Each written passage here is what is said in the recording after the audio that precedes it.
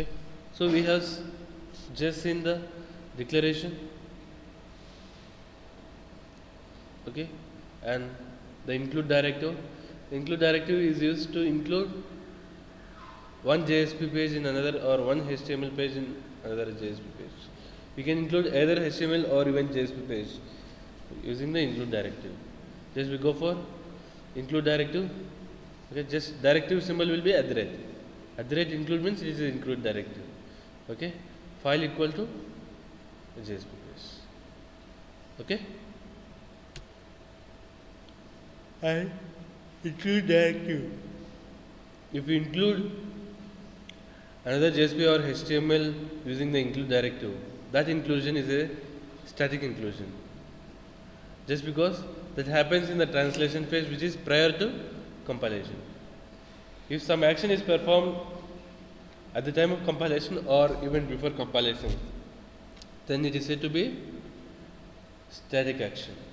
Any action that is performed either at the time of compilation or before compilation is said to be a static action. So this inclusion, okay, this inclusion which is performed by include directive is called as a static inclusion, just because it happens at the translation phase, which is before compilation. Okay,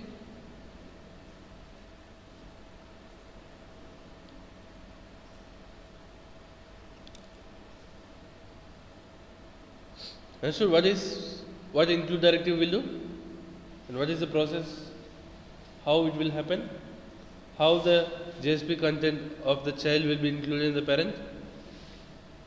Okay, before compilation at the translation phase itself, the content of the child JSP will be pasted in the parent JSP.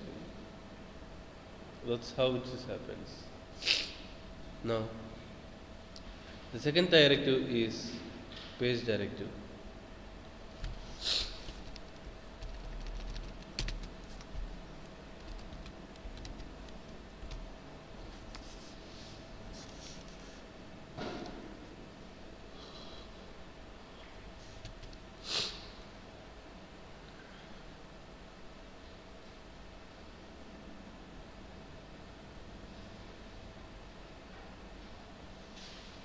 Page directive.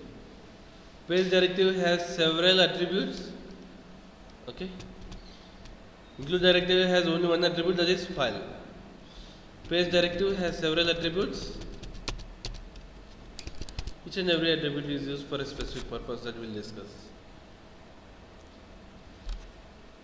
The page directive is used to give some directions to the JSP page. Let me see what are those directions.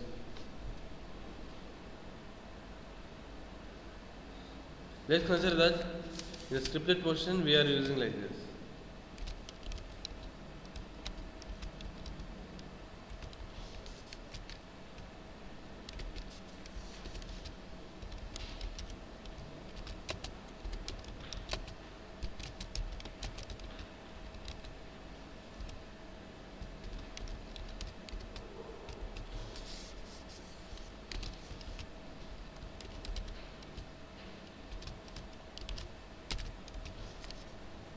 Okay, I have used list. Okay, now in which package this list and array list exists? In java.util package. What Babu, what you are doing?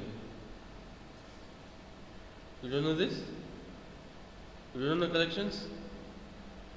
But why could not able to tell in which package list and array list exist?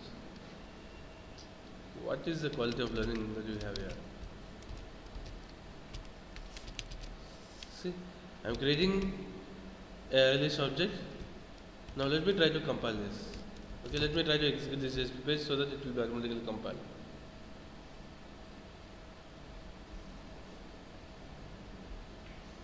Let me not use this page directive.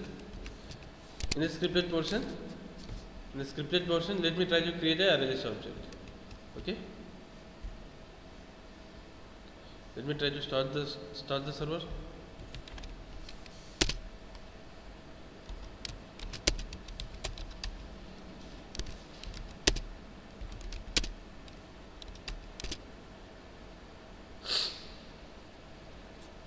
Server is started.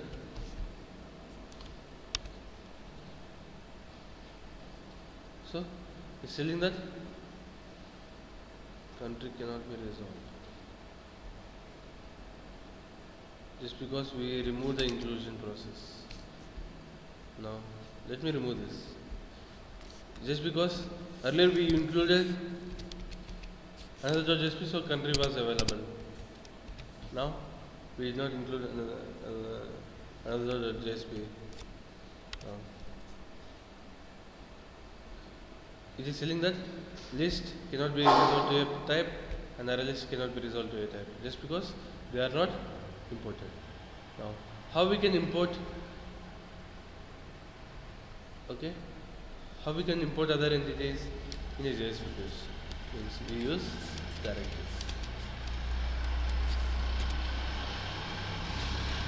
There is directive which has a import option.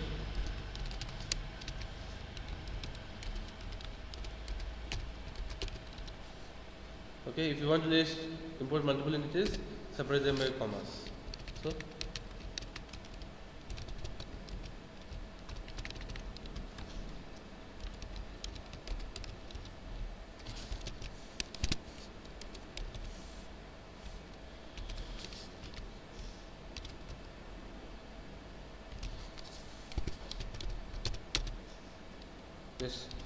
this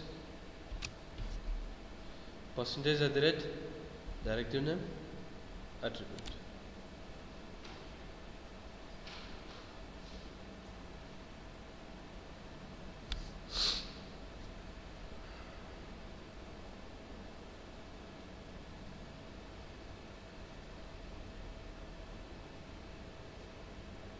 And if you want to import multiple entities, just we separate them by commas.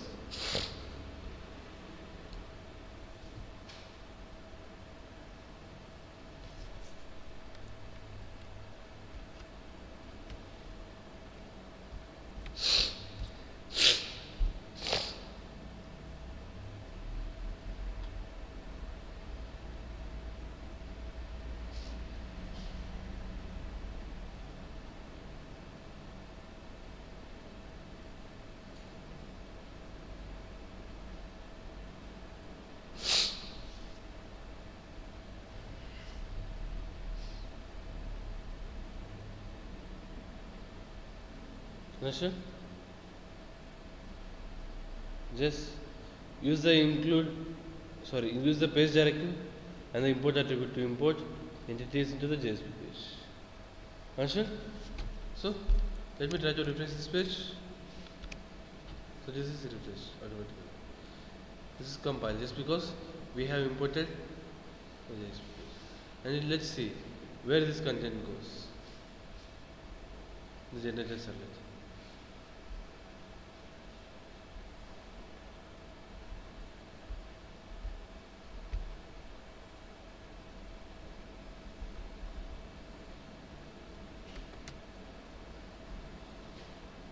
See, the import statements are going to the import section. Okay, this is done through the JSP code using the page directive.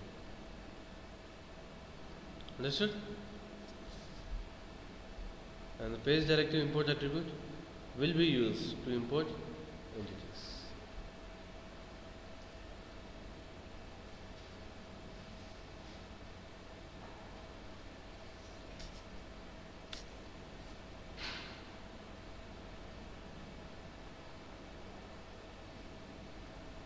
Understood?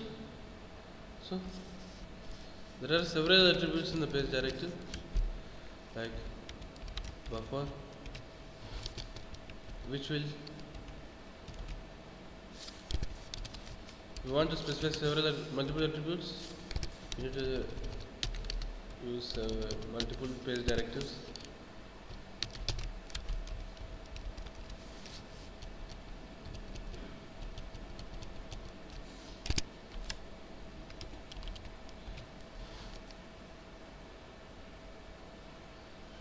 Okay, default buffer size is something else. but we are maintaining the buffer size as 1200.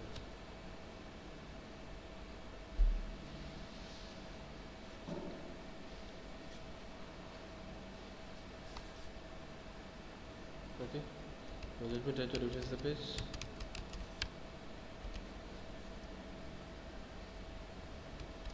Value for buffer.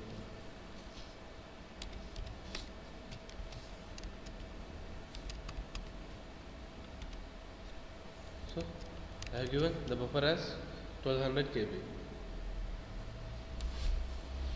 Okay, so default buffer will be something else, and I am making the buffer size to be 1200 KB.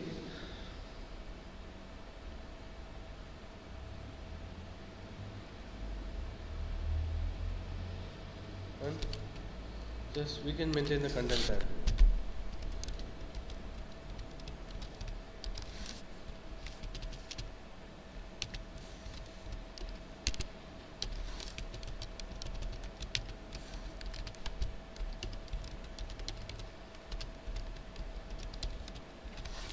Content type is application/MS1. Okay, and let me execute this, refresh this. So content is displayed in the browser. So whatever the content that is displayed in the whatever the content it is displayed in a WordPad. Okay, we can specify anything in the page directive. The content length. What should be the content length?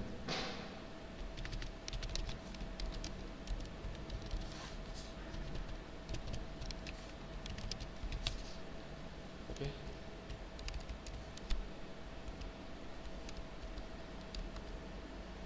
Sorry, content length is not available as a page directive attribute. Sorry, content type is available, but content length is not available. Sorry for that. And one more attribute which is important is thread safe. By default, a JSP page is not a thread safe. What is thread safe? Multiple threads. If multiple threads could not able to access a JSP page at the same time, then the JSP page is said to be a thread safe. If multiple threads could able to access the same JSP page at the same time, then the JSP page is not a thread safe JSP page. Okay? If only one thread able to access the JSP page at a time, then it is a thread safe. Okay? Now, let us see what is thread safe will do for a JSP page. Okay, it's compiled, and let me go to the generator servlet.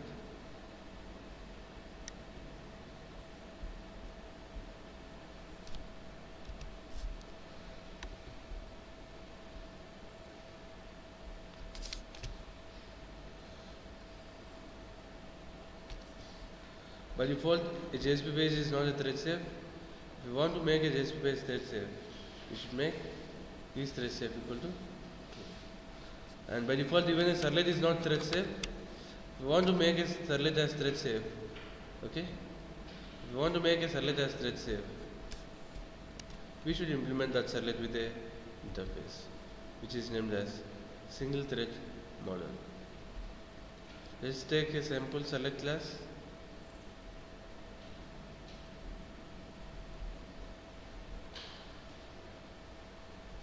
Let's consider this is login servlet, and multiple threads can access this login servlet at the same time. But if you want to make this landing servlet to be accessed by only one thread at a time, then what we should do is we should implement this with the servlet name.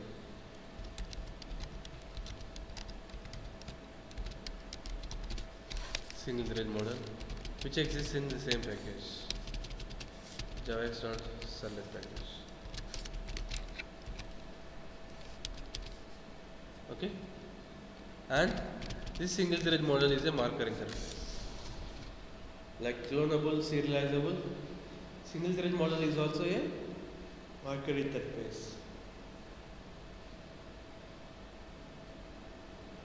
Like serializable and clonable, single thread model is also a marker interface. The servlets which implement with single thread model will be considered special by the web server.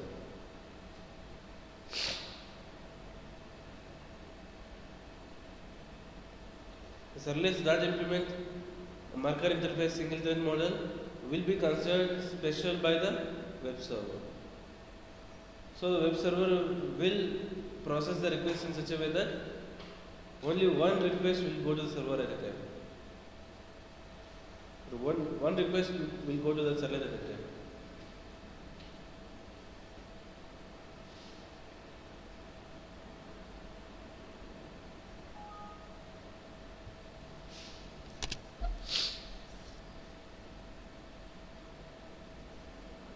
Understood?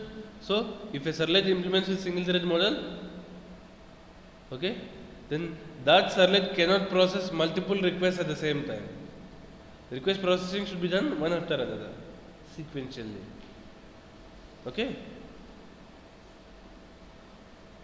In that way, a servlet can be made a thread safe servlet. In the same way, how we can make a JSP page as thread safe means by using the page directive is thread safe equal to true.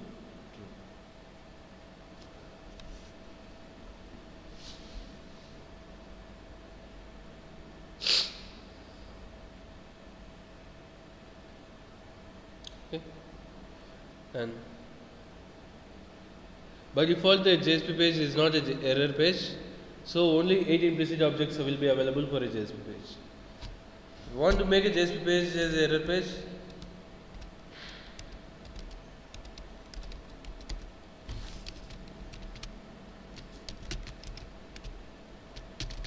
use attribute is error page equal to true.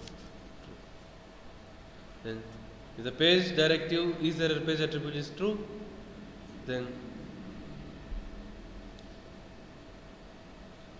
that page is considered to be error JSP page. The page directive is error page attribute is true, then that JSP page is said to be a error JSP page.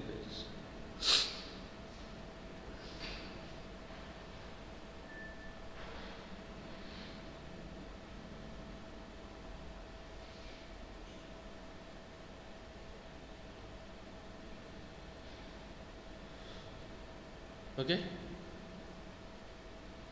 Understood? So, let me try to refresh this. Please refresh. Let me see the generator select code.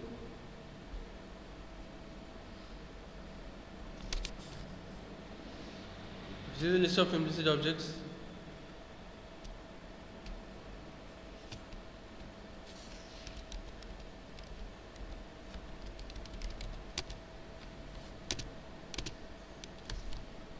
There is another implicit object with the name exception. Okay. Now let me make this is error page as the default value of is error page is false. Okay. So at the line 44, if is error page is true, at the line 44 there is a implicit object with the name exception. Okay. Now let me see by making is error page as false. Let me refresh the browser, JSP page. So now, is that implicit object exception available? No. By default, only 8 implicit objects will be available for any JSP page. The 9th implicit object exception will be available only for error JSP pages. How we can make a JSP page as error JSP page means using the page directive attribute is error page. We set the value to true, then it will be error page. Only in that case, the 9th implicit object exception will be available. So, if we refresh and see here, 9th implicit object expression is available. Understood? Huh? Ninth implicit object. Exception. Ninth implicit object. The ninth implicit object exception is available only when the page directive attribute is error page is true.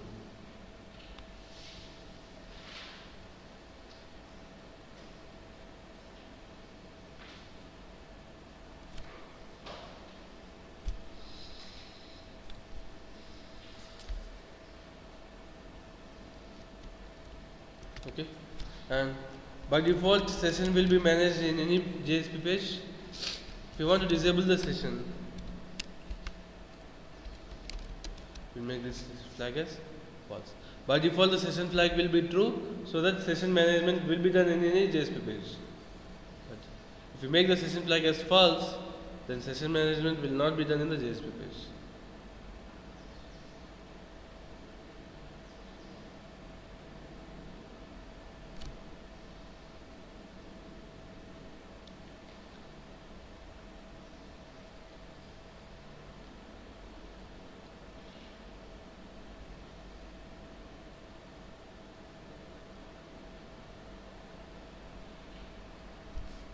Understood?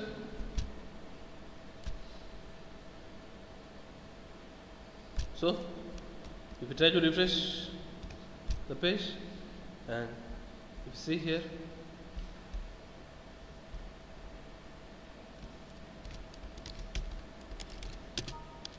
is session available?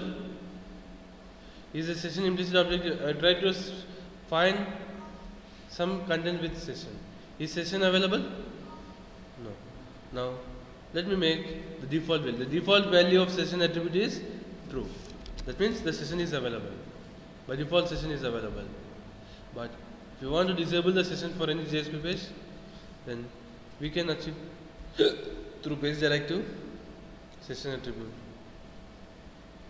Now, is session available now? Understood? Now, if JSP page has a setting like is error page equal to true and session equal to false, how many implicit objects will be available?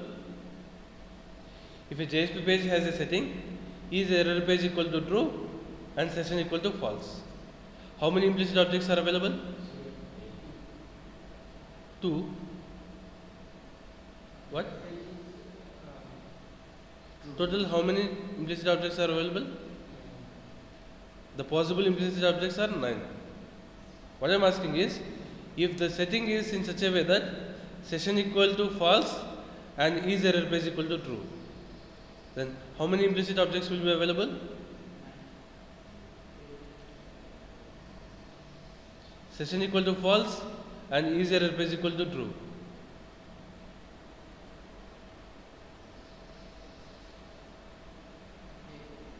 Eight. In that case, which implicit objects will not be available? Session will not be available, but exception will be available. If session equal to false and is error page equal to false, how many implicit objects will be available? If session equal to false and is error page equal to false, how many implicit objects will be available? 7. In that case, session as well as exception will not be available. Understood? So by default, only 8 implicit objects will be available in the JSP page. 9th implicit object exception will be available only when the page directive is error page equal to true.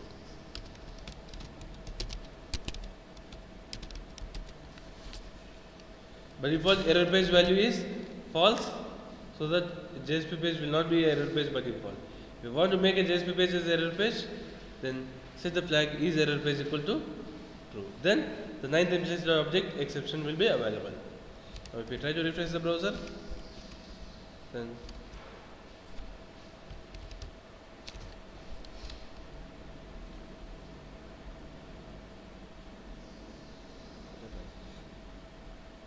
sorry, I don't save this. Let me save this and refresh so that it will be compiled. So the exception implicit object is available. Now If JSP page is error page and session equal to true, then all the implicit objects will be available.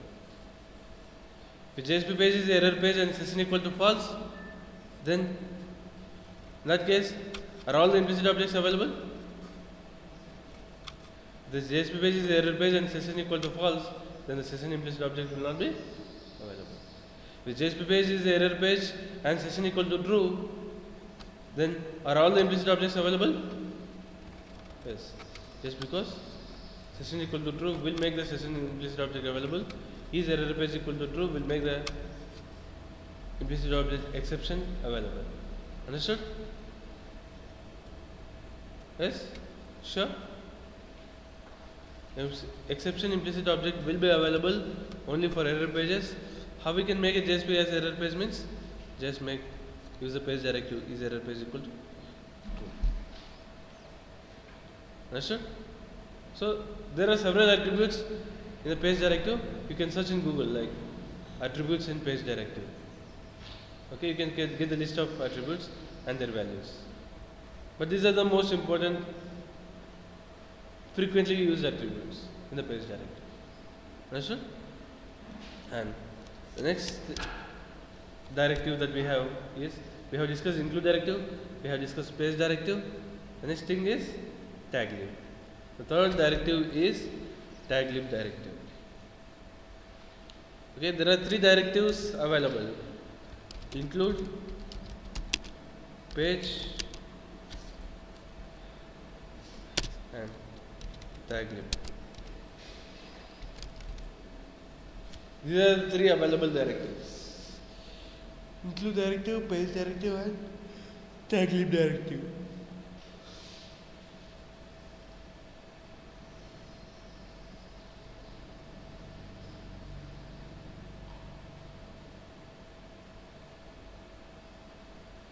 We have seen the first two directives.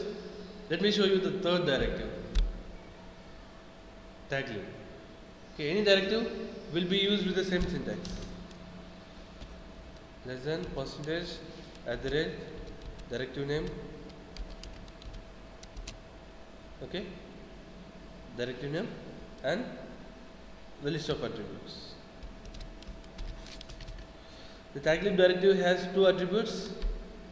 One is URL and the second one is prefix.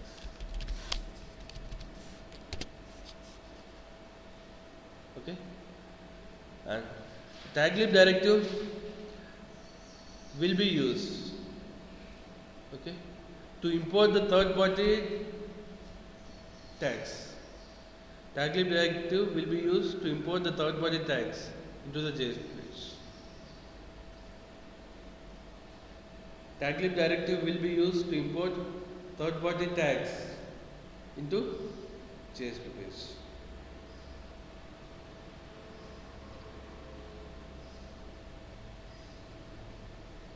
Okay, and the URL represents the URL where the third party tags exist. The URL represents the URL where the third party tags exist, and prefix represents the prefix with which the tags should be represented in the JSP page. Prefix represents the prefix with which the tag should be represented in the JSP page. Now let's consider like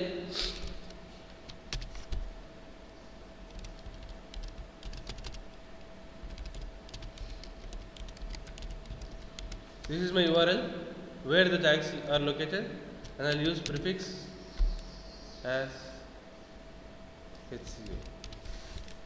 Okay, then let's consider like there are two tags in that site, test1 and test2.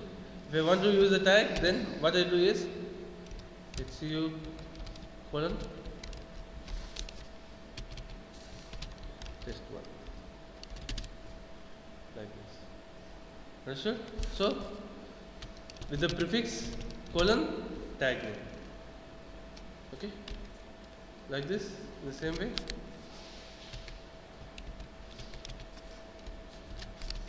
super test. Using the prefix, okay, we'll use all the tags, and the delimiter between prefix and the tag name is colon. Understood? So we import some tags into the JSP page from some external URL, and we use a prefix for that list of tags, and in that list of tags we can access any tag using the prefix. Okay, since we have given HU as the prefix, we are using HU colon test. Understood? Just note down this how. Just it is a sample.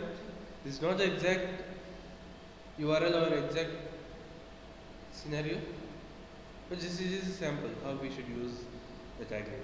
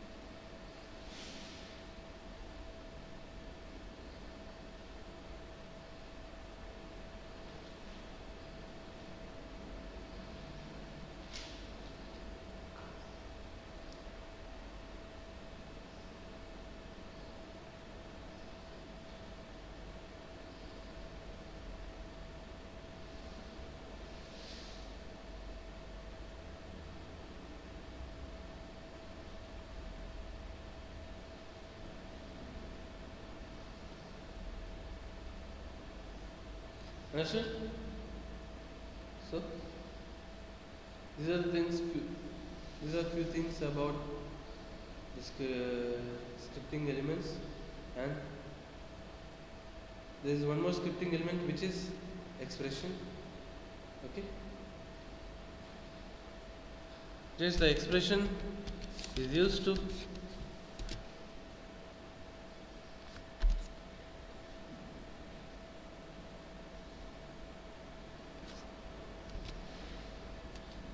display something in the console, or even expression can be used to represent some dynamic content. So,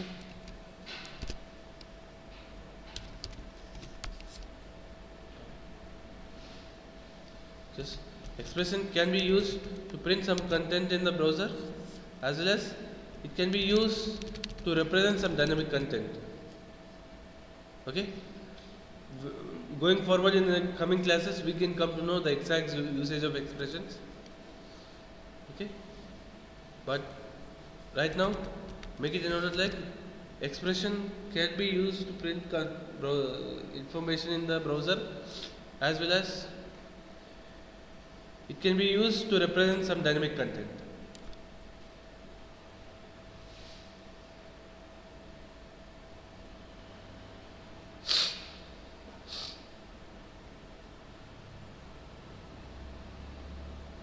Okay. So the syntax of expression is less than percentage equal to something percentage and greater than. And in expressions, we can only use attributes and variables. We can use only attributes and local variables in expressions.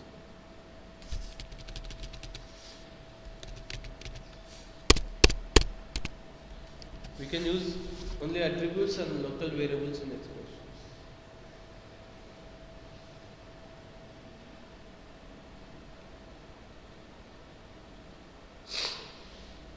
So now, using expression, we are printing the value of pi in the console, in the browser. So 3.14 is printed in the browser. It's used to print the content in the browser, as well as it is used to represent some dynamic content, okay, in tags. That we'll discuss later on, how we can make use of expressions to represent some dynamic content. But this is how we can use expressions. Okay, percentage equal to some attribute or variable name.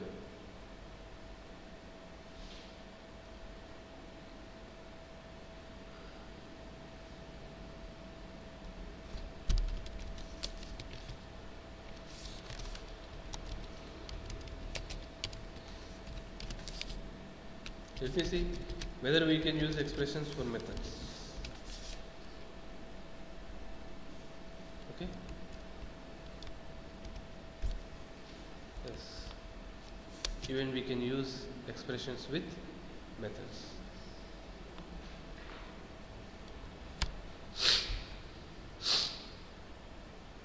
But we cannot use void methods for expressions. Okay, we try to use void methods for expressions, it will be error. So we can use any non-void method in an expression.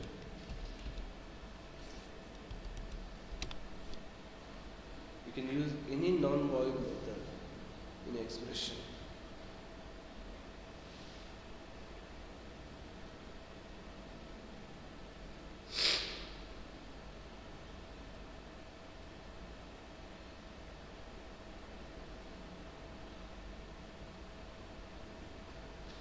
Okay, and let us see where the expression will go.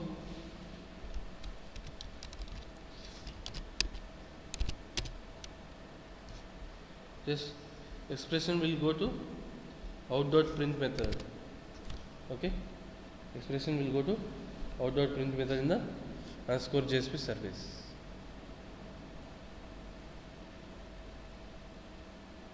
This whatever we give in the expression, it will go to out.print in underscore JSP service method.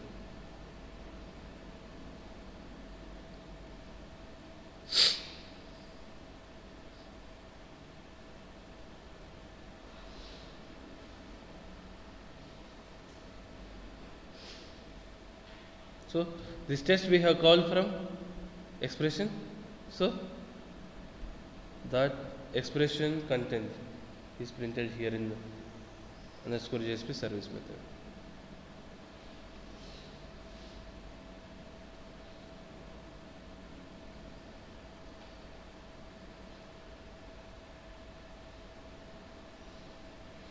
Understood? So this is what the scripting elements. These are the building blocks of any JSP page. Scriptlets, declarations, directives, and expressions. Okay, these are very important for interviews. What are the different building components or scripting components or scripting elements in a JSP page? Why they are used? Okay, where they will be located in the generated select? How we should use them? Where we should use them? All these things are very important. Okay, understood? So we shall leave for the day. Okay, tomorrow morning. Okay, at the same time, 6 o'clock, we will discuss, okay, the remaining JSP concepts.